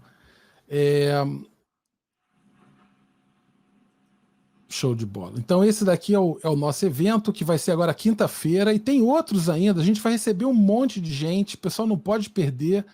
Muito bacana, assim, tem um monte de eventos diferentes. A gente vai falar sobre inclusão no sentido de avaliação. Por exemplo, vários professores que estão aqui presentes sabem que o dia a dia das escolas é um massacre de avaliação. Os gestores pedagógicos, a pressão que tem em cima das questões dos testes em larga escala, da Prova Brasil, a pressão sobre a questão da BNCC, todos esses pontos de relação de avaliação com currículo, com inclusão, com falar em aprendizagem, todas essas discussões belíssimas que a Ana está colocando aqui para a gente, como a gente leva isso aí para a escola em termos mais amplos. Então não percam, inscrevam-se, tem mais 10 eventos, são mais 20 horas, são 2 horas aqui hoje, e tem mais 20 horas para a gente levar o significado de inclusão para ficar deste tamanho no dicionário, Ana. Vai ficar... Isso aí. Quando olhar no dicionário inclusão, vai ser 3 páginas, porque a gente tem que incluir a vida, é sentir vivo, é reconhecer o outro, é querer saber do outro como ele é ver diferença como vínculo, como oportunidade de aproximação. Não é isso, Ana? Isso aí, Ana. Exatamente. Eu estou muito apaixonado aqui pela matemática humanista, amei a sua fala também. Que bacana! Então, pessoal, todo mundo já acabou. Então, deixa eu passar para as perguntas. Então, vamos lá. A primeira pergunta que tem aqui olha só, tem uma pergunta do João Rodrigo, que trabalhei em uma escola que tinha diversos casos diferentes de inclusão na mesma sala. Como proceder sem excluir ninguém nesse caso? Posso responder um a um, Carlos? Claro. Tá. Então, João Rodrigo, o que eu tenho tentado desenvolver com os alunos e com professores, alunos da graduação e professores, tem sido pensar em propostas, na medida do possível, claro, que possam ser desenvolvidas com todos e todas. Que possam, por exemplo, planeje uma mesma proposta e com pequenos ajustes. Um aluno surdo pode participar, o aluno cego também. Eu ministrei uma disciplina prática de projetos de ensino algumas vezes na graduação e fui aprendendo com os alunos. Então, eu desenvolvi algumas oficinas e depois eles também foram criando, e a ideia era, alguns ficavam privados da audição, com fone de ouvido, bem tampados e tudo, outros com os olhos vendados, e os alunos que tinham planejado a proposta tinham que conseguir ensinar o conceito matemático em questão para todos os envolvidos. O negócio que eu percebi é começar a criar. Na medida em que você vai bolando, inventando algumas alternativas, você vai ficando mais criativo à medida que trabalha. Então, procure pensar em propostas que seriam mais abrangentes para todos os alunos. Às vezes não vai ser possível, você vai precisar de uma coisa diferenciada, mas que se for possível, era por aí que eu iria. Maravilha, olha só. Aqui teve uma pergunta aqui, uma que eu queria responder para todo mundo, na verdade foi feita várias vezes, que é se essa live de hoje vai ficar gravada. Vai ficar gravada, vai ficar no canal da Matemática Humanista, aqui no YouTube. Eu vou baixar esse arquivo, vou dar uma melhorada no som, vou cortar aquela introduçãozinha para ficar bonitinho, e aí vou postar direto lá. Mas deixa um like, compartilha isso, é muito importante para a gente crescer. Tem uma pergunta do Dani, lá Martins, ele é professor titular do Colégio Pedro II. Ana, amigo querido, outro dia eu estava na banca lá de um trabalho final de curso lá, muito legal, do Bruno. Um abraço, o Bruno também estava aqui na área também, fez um trabalho muito bonito sobre educação humanista também, muito legal. Aí o Daniel pergunta, professora, todo currículo precisa ser adaptado quando se fala em inclusão em matemática? Você pode falar um pouco sobre isso? Daniel, eu penso o seguinte, eu não penso mais na adaptação. Eu acho que independente de quem estiver na sala, o currículo deveria ser reconstruído, reconfigurado em função daquela turma. Por que eu estou dizendo isso? Você pode não ter nenhum aluno surdo, nem cego, nem com déficit intelectual, ou qualquer coisa do tipo, e ainda assim você está lá no segundo ano do ensino médio e tem alunos que têm dificuldades com frações até hoje, e aí você lida com isso como? Não é um caso de deficiência no sentido usual, mas é um caso de inclusão. A meu ver, o que a gente precisa é ter a sensibilidade de conhecer os nossos alunos, saber onde cada um deles está e tentar avançar de onde estão. Eu sei que aí tem a BNCC e sua lista de objetivos a serem alcançados, devem ter metas de cada estado e até do município muitas vezes. Mas o que eu faria seria tentar construir percursos de aprendizagem, possibilidades de ensino que estimulassem a maioria dos alunos. E aí até vi um dos comentários que falavam aluno terceiro ano do ensino médio, me fez lembrar a Viviane entrando numa sala de segundo ano do ensino médio. Ela observa que uma moça está de cabeça baixa, não levanta quando ela entra na sala e fica assim a aula inteira. Ninguém tinha avisado a Viviane que a moça era surda. E a moça pensou, não fazia nada na sala porque nenhum professor dava atenção para ela. O professor ia para o quadro, virava as costas, falava, e a menina não acompanhava nada. Essa moça não sabia nem as 4 operações. E a Viviane dando aula no segundo ano do ensino médio. E ela falou, Ana, o que eu faço? Aí eu falei, depois que ela já conseguiu se aproximar e tudo, começa a ensinar as 4 operações. Aí não estou me pautando em ninguém, estou pautando no que eu penso. Eu acho que de onde a pessoa estiver, a gente precisa avançar um pouquinho. E nesse caso, eu não pensaria só em adaptação, eu pensaria em reconstruir, em construir as minhas aulas pensando na minha turma, cumprindo a normativa que a BNCC estabelece, mas com um nível de profundidade variável de acordo com as condições. Eu privilegiaria a qualidade do processo de aprendizagem com a minha turma, em detrimento da quantidade de temas a serem trabalhados. Ó, tem uma pergunta aqui bacana da Romilda. Essa é uma pergunta que todo mundo faz. Eu me fiz quando eu estava lá no Benjamin Constant e todo mundo acho que faz em algum momento. Se ao se deparar em sala de aula com um aluno com alguma necessidade especial e o professor não souber o que fazer, como proceder? De onde começar?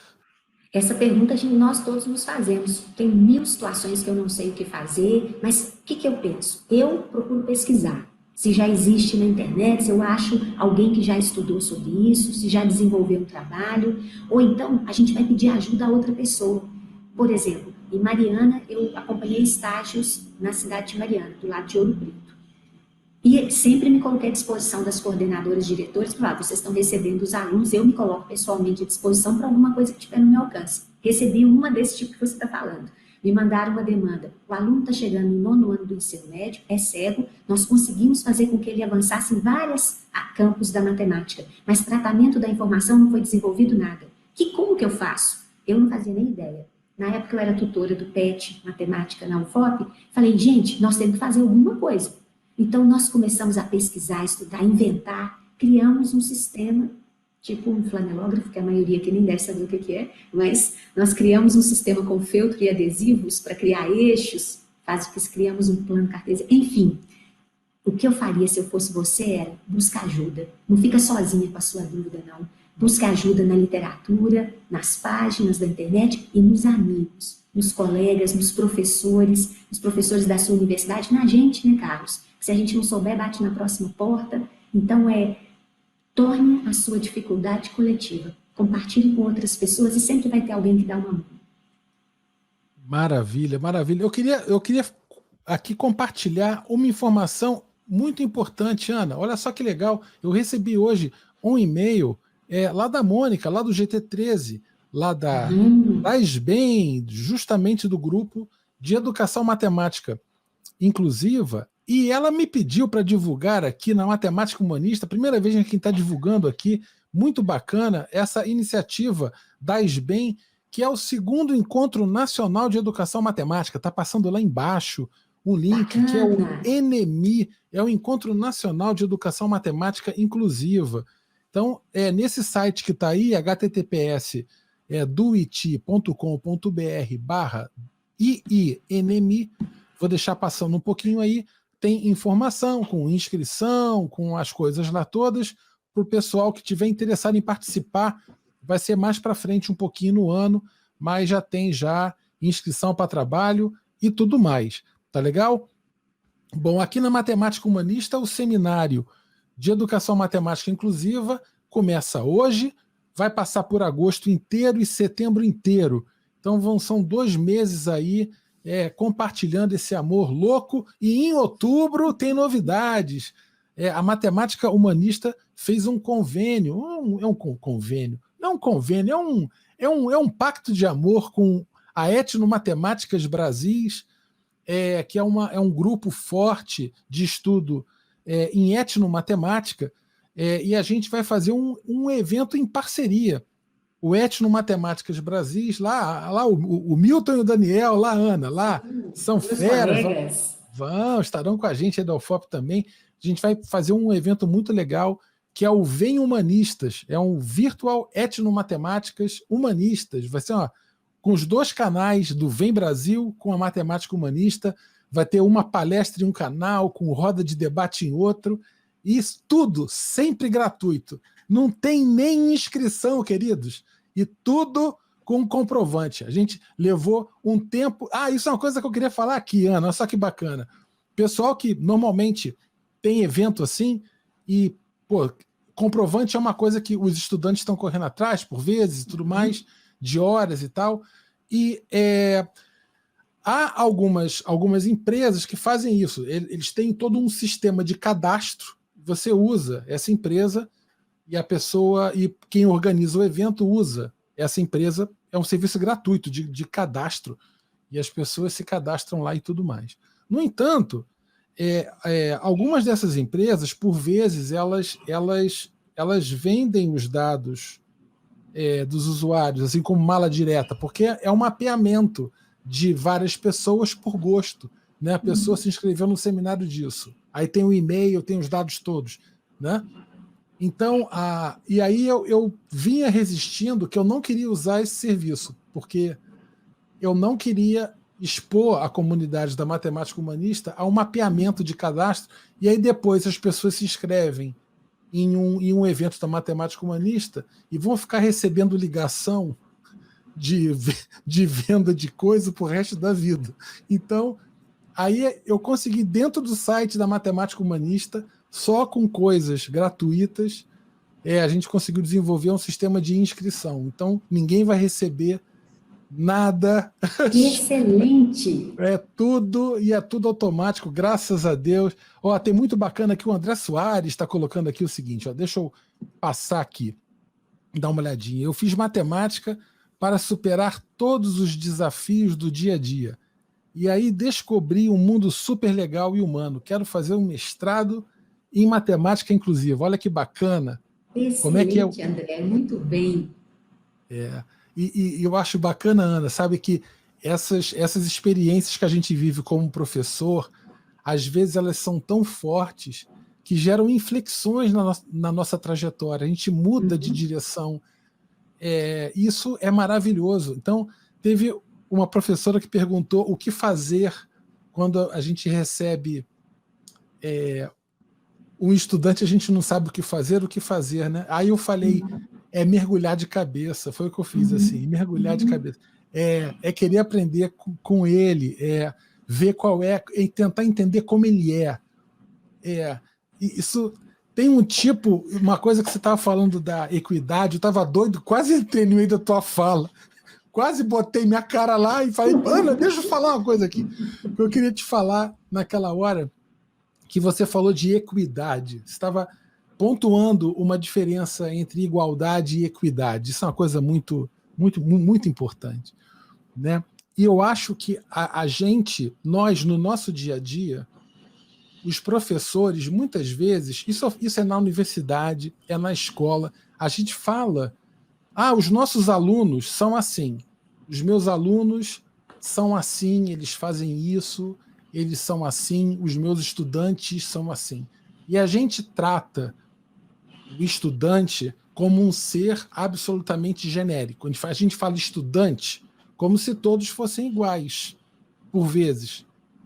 A gente cria um ser genérico, meio que abstrato, um estudante epistêmico geral, sabe?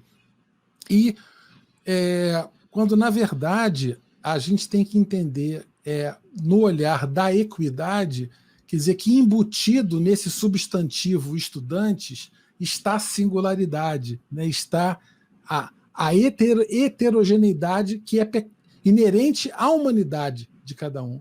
Então, estar com todos lidando com cada um, né? É isso. Ó, deixa eu pegar a pergunta. Eu fico aqui falando, não sei se eu falo ou se eu leio. Eu tenho que. Pessoal, façam perguntas aí, pessoal. Tinha a pergunta da Érica sobre a questão da.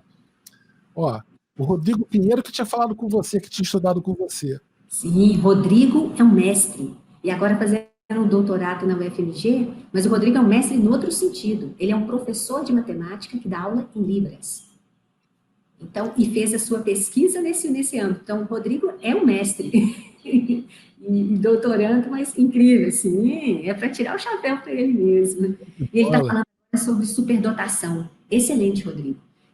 Eu penso da mesma forma. Eu acho que quando a gente amplia a visão de inclusão, partindo daquela ideia de inclusão de estudantes com deficiência, para incluir todos e todas, a gente começa a olhar para a sala de aula numa perspectiva um pouco diferente. Então, tanto aquele aluno, teve uma pessoa que escreveu algo sobre déficit de deficiência, déficit intelectual, alguma coisa, tanto aquele com déficit intelectual quanto aquele com superdotação, são duas pessoas que estão correndo um sério risco numa aula pasteurizada, homogênea, que trata todo mundo igual, o superdotado vai falar, nossa, que negócio entediante, precisa fazer isso que ela está falando, eu já estou fazendo de cabeça e ela quer que eu escreva. O outro está falando, meu Deus, de que ela está falando, eu não estou conseguindo entender. Ou seja, nós podemos excluir a ambos.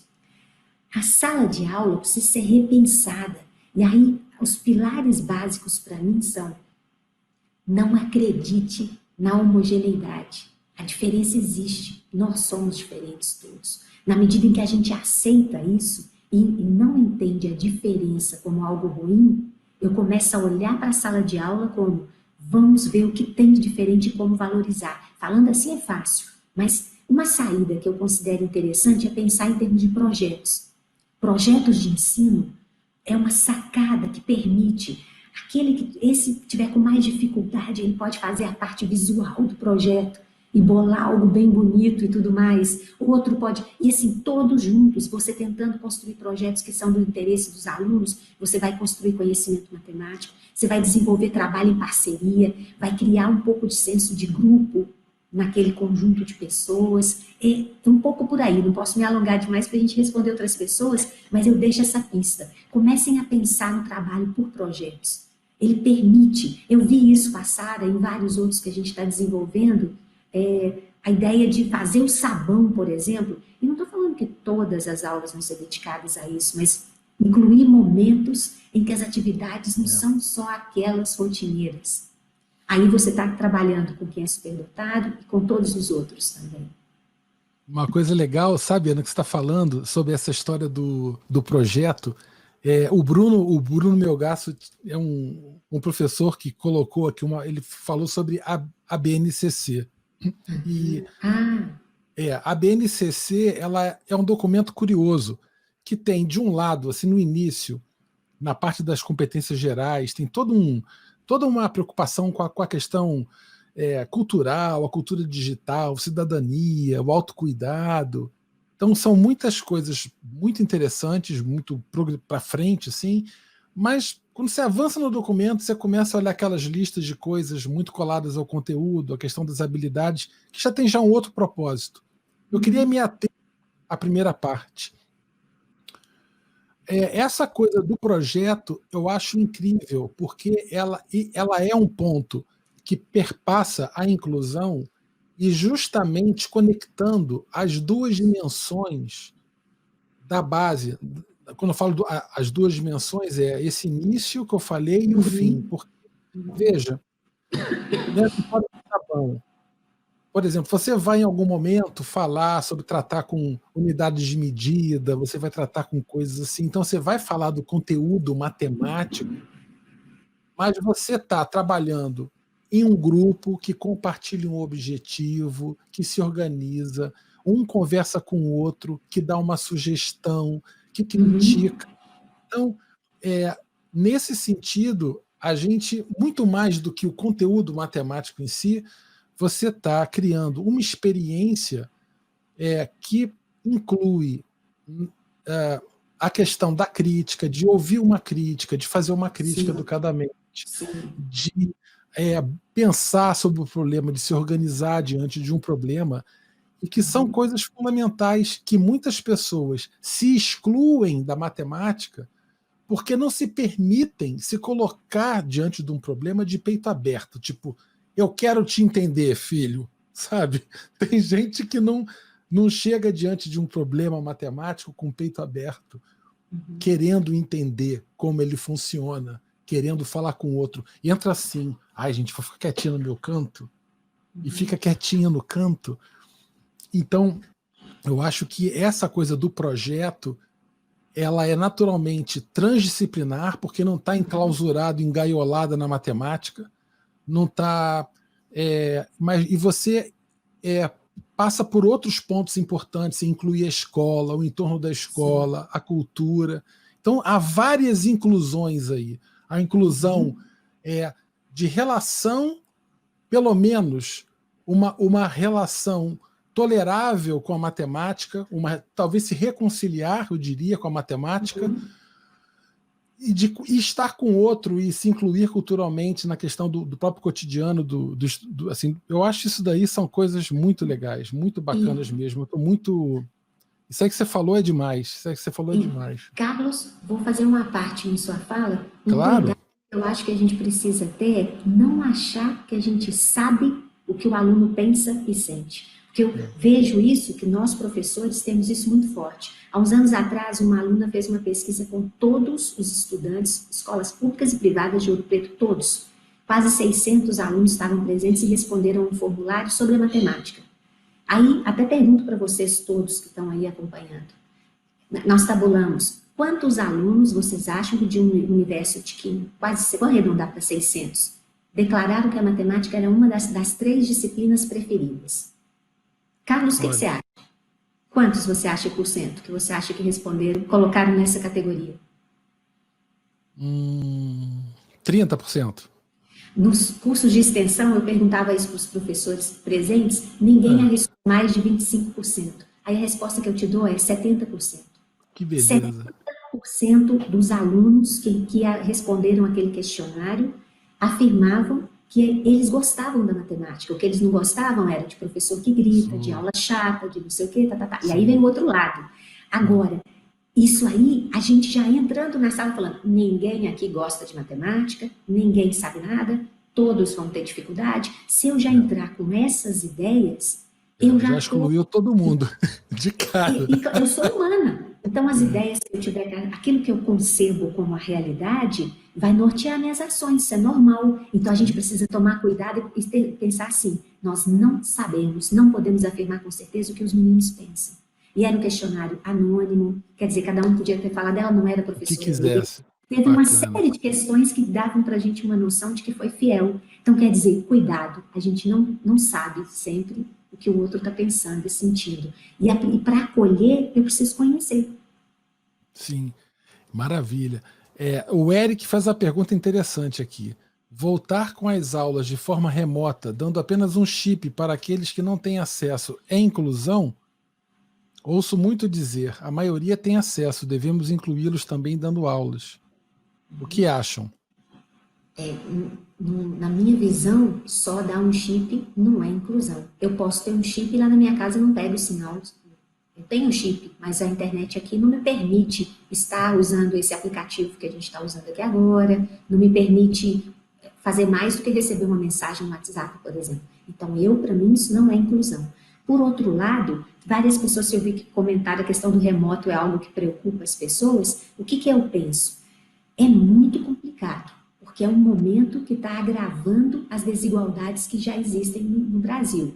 Né? Tem várias charges circulando do menino sentado no banco perto de um açougue para ver se pega o Wi-Fi do açougue para fazer uma tarefa de casa, um celular só, que a mãe tem 3 filhos com aulas que estão passando atividades e o pacote dela não permite tudo isso. Não, a gente está vendo um agravamento da desigualdade, que o nosso país, infelizmente, está em uma das situações piores. Mas, por outro lado, também é um momento de muita criatividade. O que eu penso é que a gente não é inclusão isso de dar um chip, mas a gente pode pensar em incluir criando caminhos, alternativas. Se a escola tiver condições de imprimir umas folhas para ter a versão no papel, para quem, em última instância, não conseguisse de alguma tarefa, de orientação, aproveite isso. Se a escola tiver condições de apoiar os professores, no sentido... O professor também tem que ter condições para participar nessa situação. Eu acho que nesse momento remoto, a gente precisa buscar variedade e ouça as pessoas. Se você conseguir o WhatsApp das mães ou dos seus alunos, se forem menores, é bom que a mãe, que os pais ou responsáveis também deem um apoio, procure saber qual que é o meio que funciona. A gente está fazendo isso com um projeto numa escola no distrito de Ouro Preto. Então, a diretora da escola, que é a nossa parceirona, entrou em contato com todos os pais e a gente vai começar essa semana, depois de amanhã, amanhã, na verdade, começa o projeto da Marina, lindo também, sobre desigualdades entre homens e mulheres e matemática. E aí, nós estamos tentando ver como que a gente vai chegar lá no distrito. E a ideia, no momento que os alunos levantaram os pais, foi mensagem de WhatsApp e a gente vai tentar pequeno contato por algum aplicativo, por exemplo. Então, são sugestões que eu passo para você. Conheça seu grupo, tente ver o que é que poderia funcionar nele e, se possível, crie uma alternativa para aqueles que não conseguirem. Sim. Isso é uma coisa assim, importante. Até uma outra pergunta aqui do Joel José, que está lá na Angola. Olha que bacana. Fez aqui uma pergunta importante, e eu vou botar lá na sequência, também, que queria dar um pitaco também nessa pergunta do Eric, que na verdade, eu penso o seguinte, Eric, que também na verdade, dentro da educação, há várias esferas e jogos de poder. Esferas de gestores, então, que tem uma relação diferente com a escola do que tem um professor.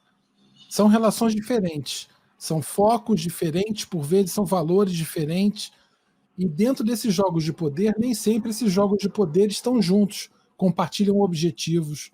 Então, você vai ver gestores pedagógicos, ou às vezes secretarias, dizendo que o fato de você dar um chip é incluir. E você, na prática, você sabe que como professor, isso como a Ana falou também agora, não é inclusão. Então, são coisas que coexistem. Não há, assim, eu acho que uma armadilha, a Ana falou de uma coisa, de uma armadilha, da gente achar sempre que a gente sabe o que o estudante pensa. Tem uma outra também que eu esqueci. Eu esqueci. Peraí, deixa eu ver se eu me lembro aqui. A outra armadilha qual é? Tá falando de. Caramba, agora eu esqueci, me deu um branco. Então eu olhei aqui o Joel, de não passar o chat, eu perdi. Daqui a pouco. Sim, lembrei. A armadilha é a gente sempre achar que há uma solução para tudo, que há uma. Sim. Olha, se fizer isso, é inclusão para todo mundo. Se o professor fizer isso, ele inclui o cego, o surdo, o down, o quem tem medo. E aí eu falo para você que justamente essa questão da equidade, ela se contrasta pela complexidade das relações. Então, assim, é natural que não haja uma única solução e que, na verdade, haja infinitas pequenas soluções que devem ser bem coordenadas pelos professores, pelos gestores escolares. Então, são pequenas soluções, são vieses diferentes que, por vezes, entram em embate.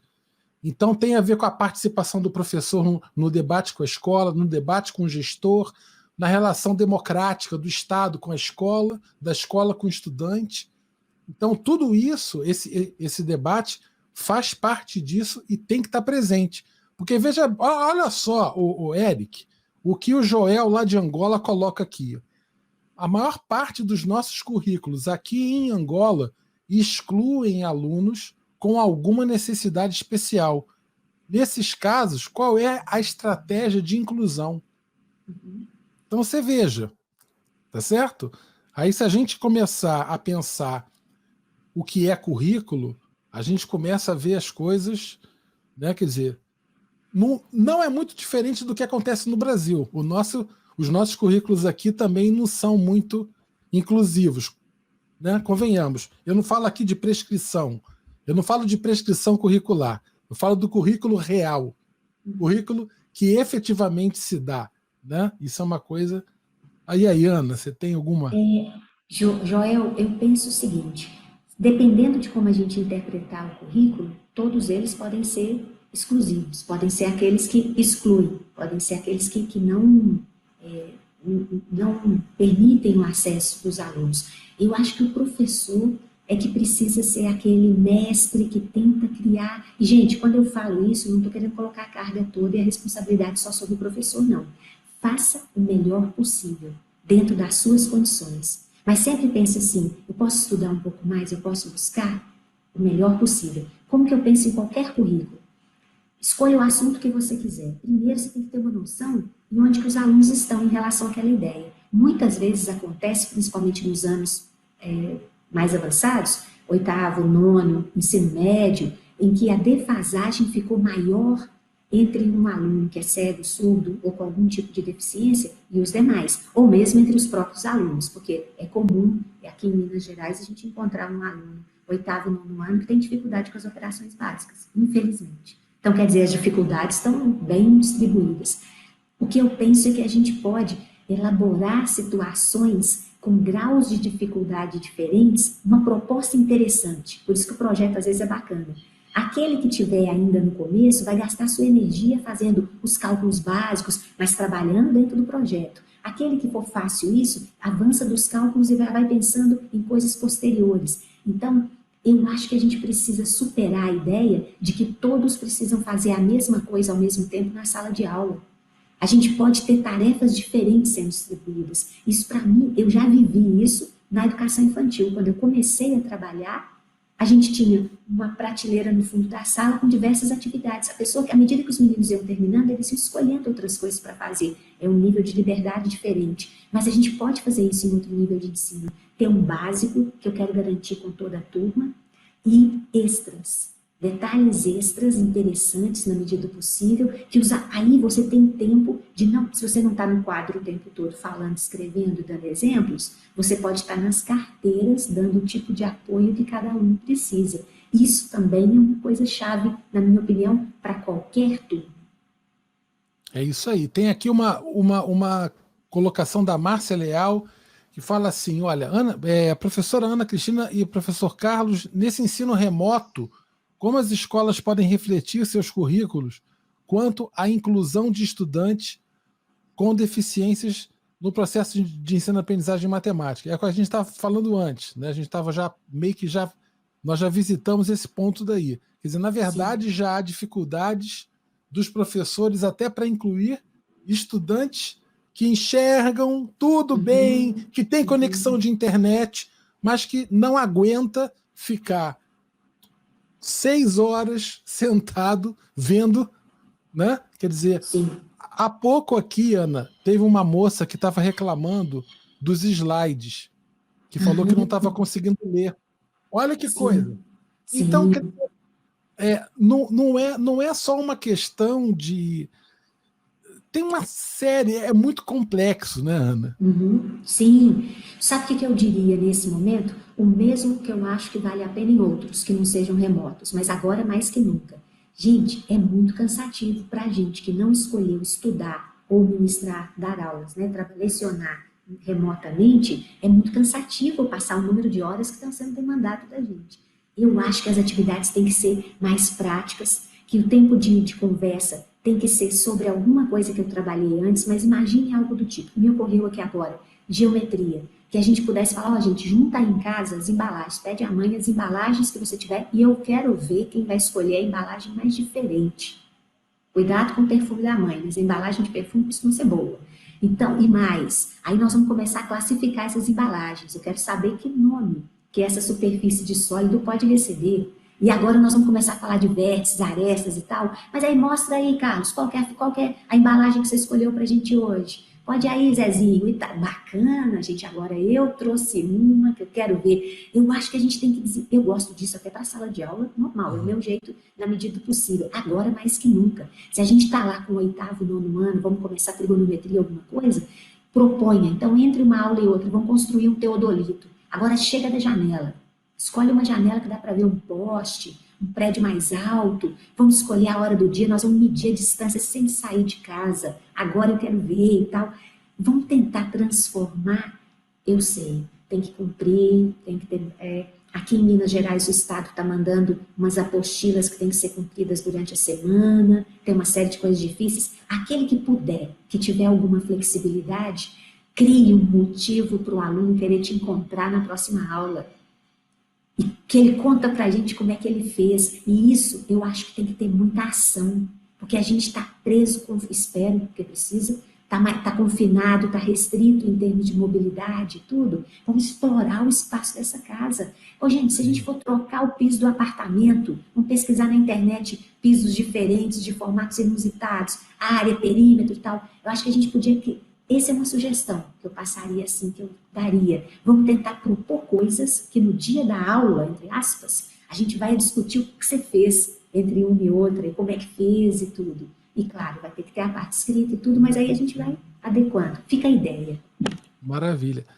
Tá quase na hora de acabar já o programa, sim, mas deixa eu colocar aqui, tem uma fala muito legal que é da Andréia Ramos, que trabalha com jovens privados de liberdade. Isso daí é algo muito importante. Eu trabalho lá na UF, tem a Sandra também, que é um craque. Um beijo, Sandra, para você, que trabalha com educação com privados de liberdade. E é um trabalho, sim, de inclusão que é extremamente complexo e amplo, que deve ser colocado aqui.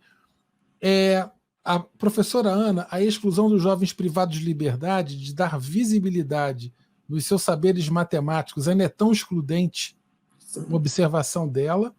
O que eu diria sobre isso? Andréia, tenta explorar com eles o que eles faziam antes de estarem onde estão nesse momento, privados de liberdade e tudo. Qual era o ofício? O que ele fazia? E você poderia tentar explorar a matemática, alguma coisa, matematizar aquela prática que ele realizava. Se ele falar, nunca soube fazer nada, sempre soube, seu pai, na sua casa, sua mãe, quem é que fazia? Eu acho que pegar as práticas sociais e tentar olhar, e a segunda coisa que eu sugeriria, o que é que você gostaria, se você pudesse sonhar e ter a profissão que você quisesse, o que é que você gostaria de fazer? E aí, claro, é trabalho para você, mas a gente poderia explorar como que a matemática entra naquelas profissões mencionadas por eles. Aí nós estamos trabalhando no nível do sonho, do desejo, do futuro, e explorando aquilo que é o real. Então, eu penso em saídas por aí, e valorizar algo ensinar alguma coisa que a gente possa construir com eles ali dentro. Eu sei que tem limitações, que às vezes não pode nem uma tesoura, nem um negócio assim. Mas ver, nem que seja palitinhos que a gente vai colar e construir alguma armação com eles, algo, eu penso no fazer. O corpo não pode continuar aprisionado como as nossas escolas fazem, né? Então ficam essas ideias. Tem aqui duas perguntas, eu vou tentar juntar para dar tempo. Eu até queria falar uma coisa, eu já convidei a Edmara, convidei ela, porque quando acabar o seminário, quando esses 10 restantes aí passarem no finalzinho de setembro, eu vou fazer um programa especial para receber a Edmara, para conversar com a Edmara, com outros colegas que venham a trabalhar com intérprete, para conhecer melhor, compartilhar quais são as dificuldades que eles sentem. Às vezes, numa aula de matemática, né? Talvez a Ana, se quiser passar o contato daquele professor, do Rodrigo. Sim, passo sim. A gente chama ele para participar. Eu queria chamar um colega que está aqui no chat também, que é o Inácio Ataíde Oliveira. Ele é lá de Brasília, ele é craque. Ele trabalha com. Também acho que é linguista, uma coisa. Ele trabalha com a questão de Libras e tudo mais. Eu queria muito que também chamá-lo também para poder participar. Nem perguntei ainda, ele está aqui no chat, estou botando no colo dele. Mas, Inácio, eu queria chamar assim, o pessoal para a gente fazer uma discussão um pouco sobre a parte mais técnica dessa comunicação. Sabe, eu queria mais dessas dificuldades. Eu não sei, eu sei nada de Libras, eu estava ferrado se eu tivesse um estudante, né? Mas eu estou querendo fazer um curso. Eu sei que na minha universidade tem um curso de Libras, e assim que essa loucura passar, eu vou me inscrever. Eu achei está sendo muito difícil encontrar um anjo como encontrei Edmar aqui, um anjo. Sabe? Sua ideia é brilhante, Carlos. Sabe? E aí, para mim, tê-la presente aqui, mas eu não posso contar com ela. Esse é um projeto totalmente gratuito. Ela está aqui como voluntária, uma voluntária de luxo. Eu presto, sim, reverência a ela, muito carinho, porque não é algo que a gente possa contar sempre. Né? E assim, isso aqui é um ato de amor, não é? A gente quer poder compartilhar isso para os professores que estão assistindo a gente. Muito bom. Vamos lá, estamos acabando. Gente, para Dedéu, chegamos a 700 só no YouTube. Jesus, a gente deve estar com muita gente. Deixa eu só falar uma coisa aqui, antes da gente acabar o programa, importante. O link da presença é esse que está na tela, lá embaixo. Ó. Então, esse link vai ficar aberto até às 18h30. Então, queridos, vocês não precisam sair correndo agora. É porque o pessoal estava botando um link errado aqui, que era presença, e é presente, tá? Então é www.matemáticohumanista.com.br/presente, tá bom? Vá lá, entra, pode ser do celular, pode ser de onde for. É fácil, é só escrever o e-mail e enviar. É só isso, tá? Presente. Então, tem aqui escola, olha só, tem gente lá de Matozinhos, em Minas. Gente, Padedéu de Matozinhos. Um beijo para os professores de Matozinhos lá que estão presentes aqui. Escola Juazeiro está presente também, Brasil inteiro, Tocantins, olha, um monte de gente legal aqui pintando. Professora Ana, quantas sugestões interessantes, mande seu e-mail. Eu vou botar aqui na tela de novo o e-mail da Ana. A Ana já tinha botado aqui no seminário. Deixa eu botar aqui, mas eu queria compartilhar. Carlos, queria que você colocasse o link do programa também. Ah, sim, peraí, então Eu fala para mim, é www. www.ppg, PPG ED de educação, é mate, de edmate.fop.br. Lá vocês podem encontrar todas as pesquisas que eu mencionei. Isso, ótimo. Que aí nessa está fácil para vocês conhecerem o nosso programa e também todas as pesquisas têm visi, trabalhos e tudo. visitem. E olha que incrível aqui, que lindo. Uma flor de lótus, linda, maravilhosa. Vamos florescer. Tá ela aí, olha. Tá? Lá embaixo está o e-mail da Ana. Tá bom? Sim. Anotem aí, anacf.fop.edu.br. Isso. O e-mail da professora Ana, quem quiser entrar em contato. Todos esses links que eu estou dando estarão na descrição do vídeo hoje, mais tarde, no YouTube. Pessoal que está assistindo no Facebook, que não tiver inscrito ainda no canal do YouTube, inscreva-se no canal do YouTube. A gente tem o projeto 10K. O projeto 10K, Ana, deixa eu falar com você rapidinho sobre o que é. Uhum. É uma meta de nós, até dezembro, nós alcançarmos 10 mil inscritos. Porque é uma meta que o YouTube, ele parece que ele dá uma distinção nos algoritmos de busca dos canais, sabe? E dá quando um canal chega em 10 mil, é como se falasse assim, opa, esse canal tem um potencial de estar produzindo um conteúdo legal, e ele começa a mostrar mais. E aí eu queria muito chegar em 10 mil. Aí a gente estava, há um mês e meio atrás, a gente estava com 5 mil. A gente está chegando em 7.500 hoje, eu acho. Uau! Eu estou muito feliz, assim, muito feliz Que coisa mesmo boa! da gente chegar em 10 mil. E vamos lá, deixa eu colocar só aqui, antes da gente ir embora, quem quiser ver, tem 2 artigos que eu separei da professora Ana Cristina, ela é coautora desses 2 artigos. Um que eu achei muito bacana, eu amei. Deixa eu tirar esse banner, tá na frente. Peraí. Ops, rapaz, estou fazendo tudo errado aqui, rapaz. Peraí, meu Deus do céu, pelo amor de Deus. Onde é que eu vou botar? Ele ficou na frente. Peraí, deixa. Edmara, eu vou tirar você um minutinho, Edmara, rapidinho. Rapidinho. Esse QR Code, quem quiser, escaneia com o celular.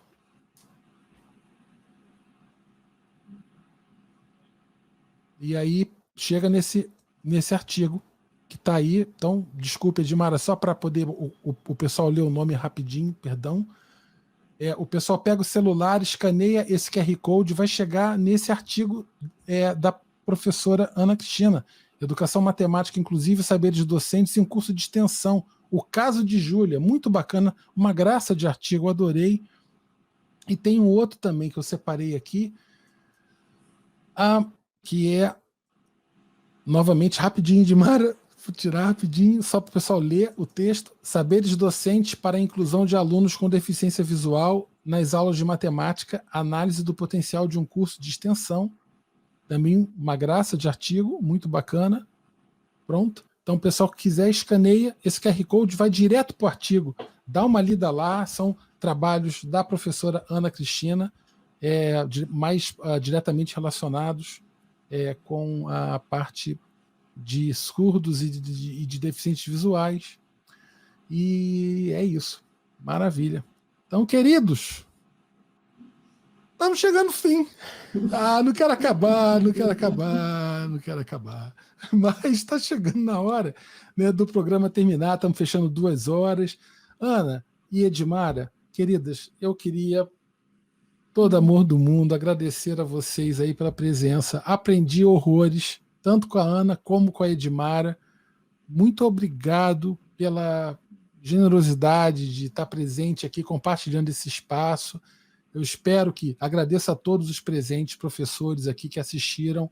Esse é só o primeiro evento, tem mais 10 vocês podem se inscrever nos 10, mas tem que se inscrever em cada um, tá? Porque cada certificado é de cada evento.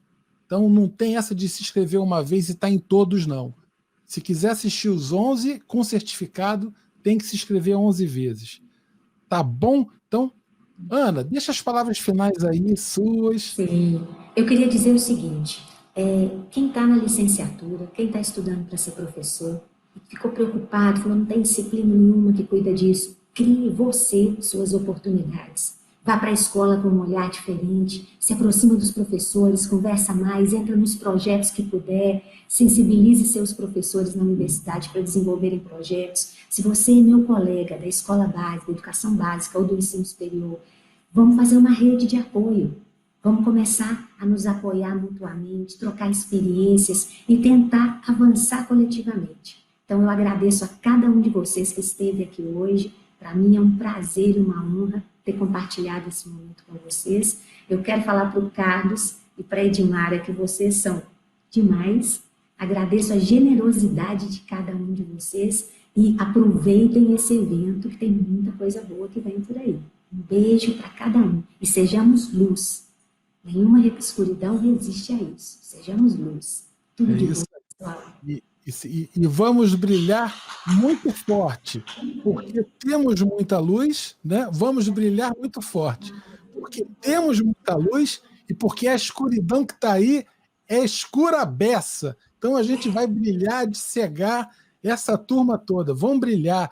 Viva a luz, viva a educação, viva a inclusão. Edmara, um beijo, querida. Muito obrigado pela presença. Ana, muito obrigado pela presença. Pessoal, quinta-feira eu estou de volta aqui com a professora Gelsa. A gente vai falar sobre educação matemática, inclusão e política do conhecimento. Vai ser um evento da pesada. Vocês não podem perder. Aguardo todos lá. Uma boa tarde para vocês e até lá. Tchau, pessoal. Obrigado, Ana. Um beijo, Edmara. Tchau, tchau. Valeu.